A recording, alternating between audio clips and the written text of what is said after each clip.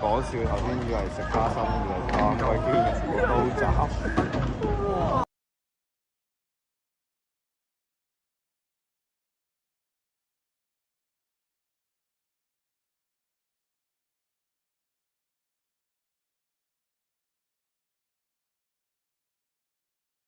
我哋 respect 10年都唔會食呢間嘢，今日話嚟食咧，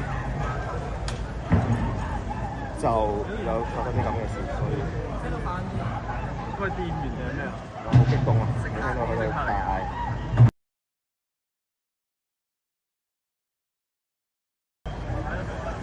上水啊！ Welcome to 上水。